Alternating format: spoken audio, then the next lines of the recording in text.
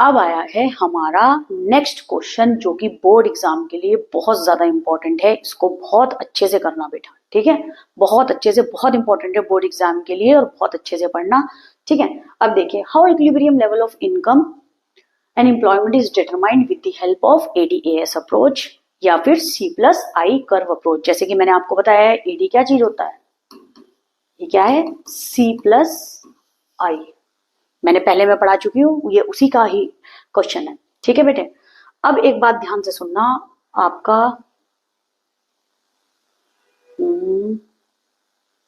7 के बाद देखिए, मैं आपको एक चीज बताना चाह रही हूँ, एग्रीगेट डिमांड और एग्रीगेट सप्लाई जो अप्रोचेज हैं उसके बारे में। देखिए, हमारी इकोनॉमी में इक्विलिब्रियम कंसेप्ट किस चीज पे बेस्ड है, इक्विलिब्रियम ऑफ आउटपुट, ये बेस्ड है हमारी दो अप्रोचेस पे। और एक अप्रोच क्या है आपकी एडीएस और दूसरी अप्रोच आपकी क्या है एसआई अप्रोच, ठीक है। एक है आपकी एसआई अप्रोच, दूसरी है आपकी एडीएस अप्रोच, ठीक है। अब एडीएस अप्रोच क्या होगी, इक्विलिब्रियम लेवल पे कब आएगी, जब AD is equal to AS होगा, when the level of aggregate demand is equal to aggregate supply, then क्या पॉइंट होगा, इक्विलिब्रियम पॉइंट एग्जिस्ट होगा इकोनॉमी के अंदर, ठीक है। यहां पर इक्विलिब्रियम पॉइंट एग्जिस्ट होगा। और अगर हम कहें एसआई अप्रोच है, वहां पर क्या होगा, S इज इक्वल टू, जब I पॉइंट पे होगा उस पॉइंट को हम क्या बोलेंगे, इक्विलिब्रियम पॉइंट। तो कहां होगा वहां इक्विलिब्रियम पॉइंट, वहां जहां पर S saving is equal to investment और aggregate demand is equal to aggregate supply. अच्छा, अब aggregate demand is equal to aggregate supply already होता है कैसे, और देखिए आप लोग सभी को पता है, मैंने अभी पढ़ाया भी आपको, आपका एडी क्या होता है, एडी आपका क्या होता है C+I फॉर्मूला, एस क्या होता है आपका C+S, ओके, C और C का डन, I is equal to S, ये प्रूव्ड हो गया। अगर AD is equal to AS है तो हम ये प्रूव करके बता सकते हैं S is equal to I भी ऑलरेडी है, जो मैंने आपको बताया। अब हमारी इकोनॉमी के अंदर अगर हम ये देखें इक्विलिब्रियम आउटपुट थ्योरी जज करने के लिए या अप्रोचेस, तो ये दो चीज पे डिपेंड करता है, ADS अप्रोच और दूसरी क्या है आपकी SI अप्रोच। चलिए बेटा देखते हैं अब ADS अप्रोच और SI अप्रोच, और दोनों ही बोर्ड एग्जाम के लिए बहुत इंपॉर्टेंट है बेटा, बहुत अच्छे से इस क्वेश्चन को करना, क्योंकि एग्जाम में या तो ADS अप्रोच या SI अप्रोच 110% आएगी, ठीक है। देखिए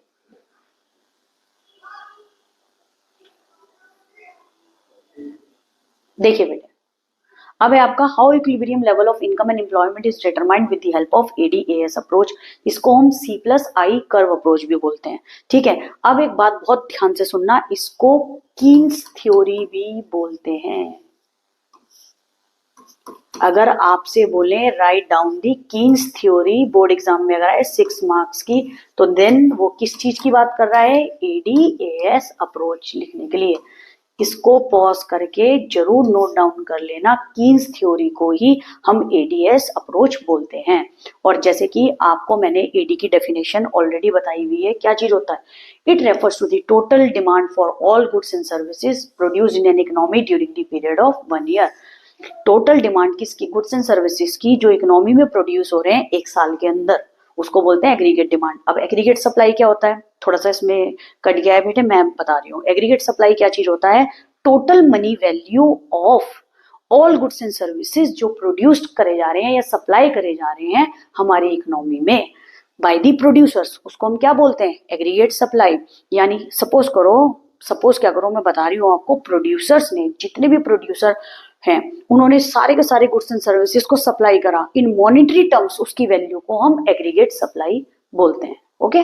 पीछे इसकी डेफिनेशन है, आप चाहे कर भी लेना, उसमें से देख लेना, ठीक है। अब है आपका एडीएएस अप्रोच। देखिए एडीएस अप्रोच में क्या है, in this approach equilibrium level of output achieved, जहां पे एडी एग्जैक्टली इक्वल किसके हो जाएगा, एग्रीगेट सप्लाई के। ये बोल रहे हैं इक्विलिब्रियम लेवल ऑफ आउटपुट कहां मिलेगा आपको, जहां पे एडी किसके इक्वल हो जाए, एएस के, ठीक है। नेक्स्ट देखिए बेटे, अब आप इसका डायग्राम ऐसे भी बना सकते हैं और जैसे मैंने आपको बताया आप वैसे भी बना सकते हैं। मैंने आपको ऑलरेडी बना के दिखा दिया है इसको, ठीक है। अब एक चीज बहुत ध्यान से देखिए, यहाँ पे क्या आएगा आपका, जहां पे इनकम ये एग्रीगेट डिमांड है, आप ऐसे भी बना सकते हैं। दूसरा आपका ये चीज है, देखिए बेटा, इसके अंदर से AD is equal to A S अगर हमारे को लेना है, मैंने आपको बताया है एडी का फॉर्मूला क्या चीज होता है, AD is equal to C plus I, ठीक है। अब आपकी इनकम मैंने ली हुई है 0, 200, 400, 600, 800, 1000, ठीक है। कंजप्शन आपका मैंने 100, 200, 300, 400, 500, 600 लिया हुआ था, ठीक है। अब आपको एस की भी जरूरत है और आई की भी जरूरत है, और एस हम कैसे निकाल लेंगे, इनकम में से कंजप्शन माइनस करके। 0 में से 100 गए, -100, 200 में से 200 गए, 0, 400 में से 300 गए, ये क्या हो गया आपका 100, ठीक है। ये मैंने आपको पीछे अभी बना के भी दिखाया था, ठीक है। अब इन्वेस्टमेंट जो हमने ली हुई है ये क्या है, ऑटोनोमस है। ये आपकी इन्वेस्टमेंट कैसी है, ऑटोनोमस है। हमारी इकोनॉमी के अंदर हम ऑटोनोमस को, इन्वेस्टमेंट को कांस्टेंट ही रखते हैं। ये हमारी इकोनॉमिक्स का ही पार्ट है कि हम इसको कांस्टेंट ही रखते हैं, ठीक है। तो हमने इन्वेस्टमेंट क्या ली है 200, तो इसके अंदर अब आप ये चीज देखिए, एडी क्या है C plus I, that means हम सी प्लस आई क्या कर देंगे, सी प्लस आई, 100 प्लस 200 क्या हो जाएगा, ये 100 प्लस 200 क्या हो गया आपका 300, ऐसी 200 प्लस 200 क्या हो गया आपका 400, ठीक है। ऐसी 300 प्लस 200 500 हो गया आपका 400 और 200 क्या हो गया 600, आपका 500 और 200 क्या हो गया 700, 600 और 200 क्या हो गया आपका 800। सेम आपका एएस आप निकाल लेंगे, ठीक है। अब एएस हम निकाल लेंगे किससे, सी प्लस एस करके, सी प्लस एस करके हम निकाल लेंगे, ठीक है। तो उसके अंदर क्या हो जाएगा 100 प्लस माइनस 100 क्या हो जाएगा 0, 200 प्लस 100, 200 प्लस 0 क्या हो जाएगा 200, 300 प्लस 100 क्या हो जाएगा 400, ठीक है। 400 प्लस 100 सॉरी 400 प्लस 200 क्या हो जाएगा 600, फिर 500 प्लस 300 क्या हो जाएगा 800, फिर 600 प्लस 400 क्या हो जाएगा आपका 1000, ठीक है। अब आप मुझे बताना बेटे वीडियो को पॉज करके, AD is equal to A S कौन से पॉइंट पे आ रहा है, ठीक है। जहां पे AD is equal to A S कौन से पॉइंट पे आ रहा है, वो इक्विलिब्रियम पॉइंट होगा आपका। आप देख रहे हैं ये कौन सा है हमारा, जहां पे AD is equal to A S आ रहा है वो कौन सा है आपका इक्विलिब्रियम पॉइंट, देख रहे हैं बेटा।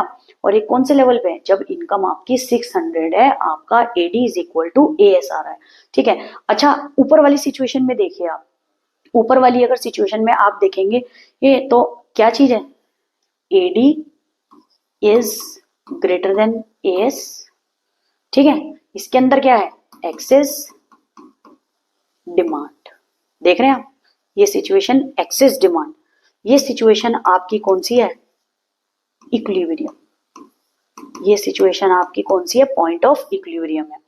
अब नेक्स्ट वाली सिचुएशन में आप देखिए, एग्रीगेट डिमांड और एग्रीगेट सप्लाई में से कौन ज्यादा बड़ा है, यहाँ पे क्या चीज आएगी 700 से बड़ा 800 और 800 से ये, तो इसके अंदर क्या चीज हो रही है एक्सेस,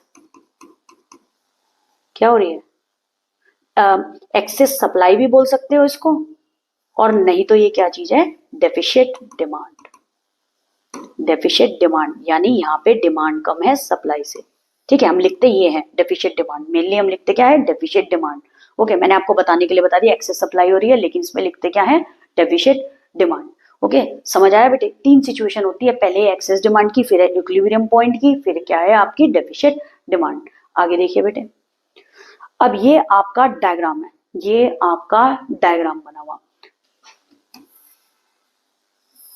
ये आपका डायग्राम है, इसके अंदर हम थोड़ा ऊपर से इसको बनाएंगे, ये होगा आपका एग्रीगेट डिमांड, ये जो हम यहां से बनाएंगे ये होगा एग्रीगेट सप्लाई, ओके बेटे। इस पॉइंट को हम बोलेंगे इक्विलिब्रियम पॉइंट, इस पॉइंट को इक्विलिब्रियम पॉइंट बोलेंगे, जो ये कहाँ मैच करेगा यहाँ पर, ठीक है। ये आपका एक्स एक्सिस है, ये आपका ओरिजिन है, ये आपका क्या है वाई एक्सिस है, ठीक है। अब इस पोर्शन को, जो आपका ये पोर्शन है, ये पोर्शन, इसके अंदर क्या चीज है आपका aggregate demand is greater than aggregate supply, फिर आपका ये पॉइंट है इक्विलिब्रियम पॉइंट, ठीक है। फिर आपका ये जो आपका बचा है, इसके अंदर क्या चीज होता है aggregate demand is less than aggregate supply. यहाँ पे तो डिमांड बढ़ा है आपका, यहाँ पे जाके क्या होगा, यहाँ पे सप्लाई बढ़ा है। ठीक है, ये बात समझ में। ये इक्विलिब्रियम पॉइंट है जहाँ पे AD is equal to AS, यही हमने इसके अंदर समझाया है। ये वो सिचुएशन है जहाँ पे क्या है, एक्सेस डिमांड। किस चीज की डिमांड है, आपकी एक्सेस डिमांड है। और ये क्या चीज है आपकी, ये बहुत ध्यान से सुनना, ये है आपकी एक्सेस सप्लाई। ठीक है, मैंने यहाँ पे आपको बना के भी दिखा दिया है। ठीक है, अब देखिए आगे। ठीक है बेटा, ये समझ में आया आपको।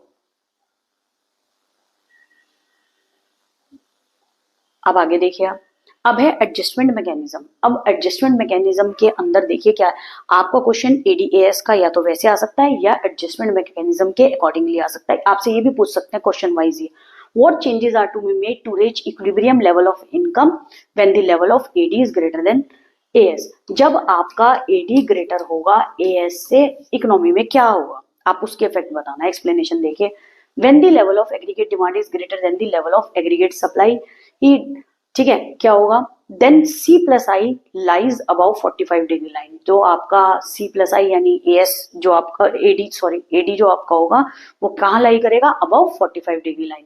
इट शोज दैट, याद रखना, जब AD ग्रेटर होगा AS से, इसका मतलब क्या हो जाएगा, household are demanding more than the firms are supplying.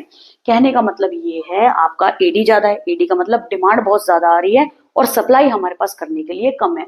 तो उस केस में यानी हाउस होल्ड बहुत ज्यादा डिमांड कर रहे हैं और फर्म्स जितना सप्लाई कर रही है, तो for this purpose the firm will hire more employees. लोगों की डिमांड को, कंज्यूमर की डिमांड को फुलफिल करने के लिए फर्म को क्या करना चाहिए, फर्म को हायर करना चाहिए ज्यादा से ज्यादा employees and will increase the production accordingly, ताकि प्रोडक्शन उसके अकॉर्डिंगली इंक्रीज कर दें, until the economy is back at equilibrium level, जहां पे AD is equal to AS। और AD is equal to AS कौन सा पॉइंट होता है, इक्विलिब्रियम पॉइंट। ध्यान से सुनना, ये कौन सा पॉइंट होगा, इक्विलिब्रियम पॉइंट, जहां पे AD is equal to AS हो जाएगा। तो ये बात बोल रहे हैं, जब AD is greater then AS होगा, उस केस में क्या चीज शो होती है, हाउस होल्ड ज्यादा डिमांड कर रहे हैं, फर्म सप्लाई कम कर रही है, तो उस पर्पस के लिए फर्म को हायर करने चाहिए और ज्यादा एम्प्लॉयज, ताकि प्रोडक्शन इंक्रीज हो जाए अकॉर्डिंगली और आपकी इकोनॉमी बैक चली जाए किसमें, इक्विलिब्रियम पॉइंट में, जहां पे AD is equal to AS है। ये रहा आपका पॉइंट, ये आपका डायग्राम है जिसके अंदर मैं ये बात बताया था, जिसके अंदर क्या चीज, AD is greater than the level of AS, then आपका C प्लस आई आपका AD lies above 45 degree, AD lies above 45 degree, आपको दिख भी रहा होगा 45 डिग्री तो आपका AS है और AD ऊपर बन रहा है 45 डिग्री से, जो कि ये है। ठीक है, समझ आया बेटे, ये आपका AS है और आपका AD 45 डिग्री के ऊपर बन रहा है। डेट रिफ्लेक्ट्स की आप डिमांड तो बहुत ज्यादा आ रही है और सप्लाई आपकी क्या है, कम। तो इकोनॉमी को बैक पोजीशन पे लाने के लिए ज्यादा से ज्यादा क्या करना पड़ेगा, ज्यादा से ज्यादा फर्म हायर करेगी ज्यादा एम्प्लॉयज और उसी अकॉर्डिंगली प्रोडक्शन। देखिए अब ये वाला क्वेश्चन है, what changes should be made to bring the equality between aggregate demand and aggregate supply when aggregate supply is greater than aggregate demand. देखिए बेटा, जब aggregate supply greater than aggregate demand होगी तो हमारी सिचुएशन कैसी होगी, when the level of aggregate supply is greater than the level of aggregate demand, then C plus I, मैंने C plus I आपको पहले बता दिया किसका फॉर्मूला है, एग्रीगेट डिमांड का फॉर्मूला है हमारा C plus I, lies below the 45 degree. ठीक है, और 45 डिग्री किसका बनता है, एंगल, एग्रीगेट सप्लाई, मैंने ऑलरेडी आपको बता दिया है, आपको अगर याद भी हो किसका एंगल बनता है, एग्रीगेट सप्लाई का 45 डिग्री। ओके, तो ये बात बोल रहे हैं, when the level of aggregate supply is greater than the level of aggregate demand, then C plus I lies below the 45 degree line. It simply implies that household are demanding less than what the firms are supplying. ध्यान से सुनिए, aggregate supply is greater than जब aggregate demand होगा तो that means production तो बहुत सारा हो रहा है और हमारी इकोनॉमी के अंदर पर्सन्स की डिमांड ज्यादा नहीं आ रही है। That means प्रोडक्शन ज्यादा है और डिमांड कम है। उस केस में क्या होगा, as a result some of the goods would remain unsold, उसमें गुड्स एंड सर्विसेज क्या रहेंगे, अनसोल्ड। प्रोडक्शन ज्यादा है तो क्या चीज है, अनसोल्ड है। To clear the unwanted increase in inventory, unwanted inventory means stock को क्लियर करने के लिए थोड़े टाइम के लिए फर्म क्या करेगी, एम्प्लॉयज को ले ऑफ का मतलब हटा देना, कुछ टाइम पीरियड के लिए जॉब से हटा देना। ठीक है, and the production will be reduced accordingly, ताकि प्रोडक्शन आपकी क्या हो जाए, रिड्यूस्ड, और एक टाइम के बाद किसके इक्वल हो जाए, AD is equal to AS. बहुत ध्यान से सुनना, aggregate supply is greater than aggregate demand होगा तो उसका मतलब ये है सप्लाई करने के लिए तो बहुत ज्यादा है, प्रोडक्शन बहुत ज्यादा है एंड उसकी डिमांड नहीं आ रही है, तो उस केस में फर्म इंक्रीज इन इन्वेंट्री को हटाने के लिए, स्टॉक को क्लियर आउट करने के लिए क्या करेगी, एम्प्लॉयज को ले ऑफ कर देगी, हटा देगी, कुछ टाइम के लिए इंडस्ट्री से, जॉब से हटा देगी, ठीक है, ताकि प्रोडक्शन क्या हो जाएगा, रिड्यूस। अगर वो जॉब पे रखेंगे तो क्या होगा, उनको सैलरी देनी पड़ेगी, और ऑलरेडी प्रोडक्शन आपके पास बहुत ज्यादा है गुड्स एंड सर्विसेज का, तो इसलिए क्या होगा, कुछ टाइम के लिए ले ऑफ कर देंगी, इसलिए प्रोडक्शन क्या हो जाएगा, रिड्यूस हो जाएगा, और एक टाइम के बाद AS is equal to AD हो जाएगा। ठीक है, नेक्स्ट देखिए, नेक्स्ट आपका ये डायग्राम है जो शो कर रहा है हमारी aggregate supply is greater than aggregate demand.